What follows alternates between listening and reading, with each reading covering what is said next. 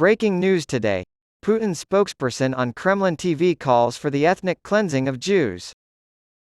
Even in Moscow, where the Kremlin's most influential propagandist, Vladimir Solovyov, is caught in the middle of a media firestorm, the conflict between Israel and Hamas has activated fault lines all over the world.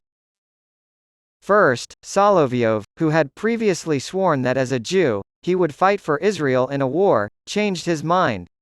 Solovyov has stated that he feels obligated to stand with Russia in its conflict with Ukraine, despite the fact that he has no intention of putting himself in harm's way. And now there's a schism opening up in his media conglomerate.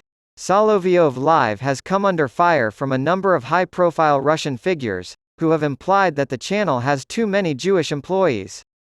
He claims that these accusations amount to an attempt at ethnic cleansing.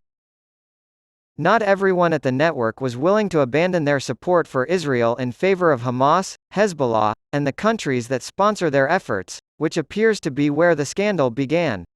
Yevgeny Satanovsky, a regular on Solovyov's state TV shows and a host on his channel, spoke frankly to an Israeli YouTuber, Alexander Waldman, last week.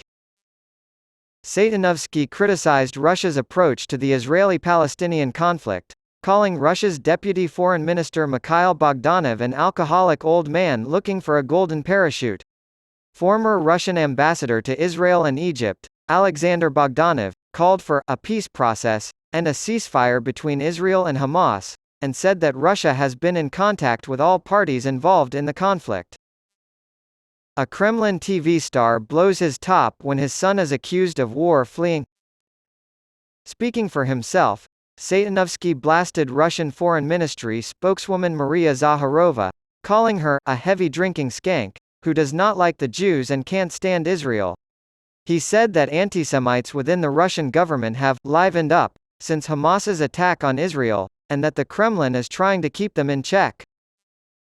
The expert said he has no problem with Vladimir Putin's government because he understands that the primary goal of world leaders is to pass on their wealth, whether stolen or earned, to their offspring.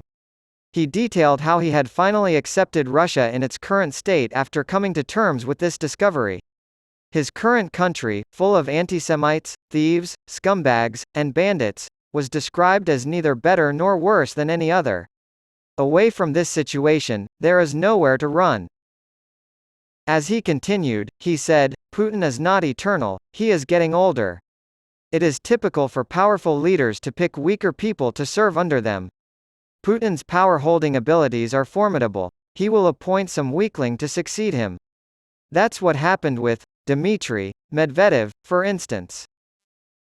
On Saturday, after receiving an apology from the Russian Foreign Ministry, Solovyov fired Satanovsky. Satanovsky initially said he has no regrets, but on Monday he posted a cryptic apology to his Telegram channel. Spiral. However, the scandal is getting worse. Solovyov's anger at having his channel criticized for being ethnically askew exploded during Tuesday's episode of Full Contact.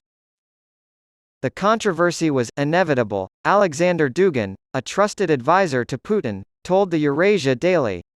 After the escalation in the Gaza Strip, there was bound to be a rift between Putin's loyal Jews and the special military operation.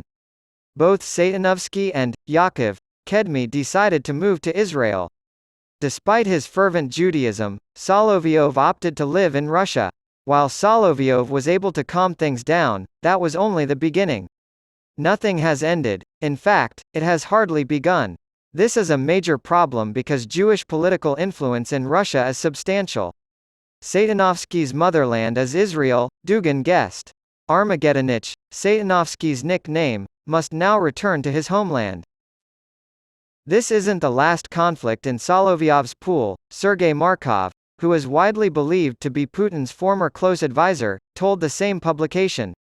There is a huge racial divide, as many have pointed out. Mainly Jews and Armenians living abroad are discussing the best course of action for the great nation of Russia. This is so ridiculous and rude. This is not typical. Russia's deteriorating relations with Israel and Armenia guarantee further scandals. Many of Solovyov's experts are torn between their Russian citizenship and their cultural heritage. Hell broke loose in Satanovsky's mind. No, he is not the last one.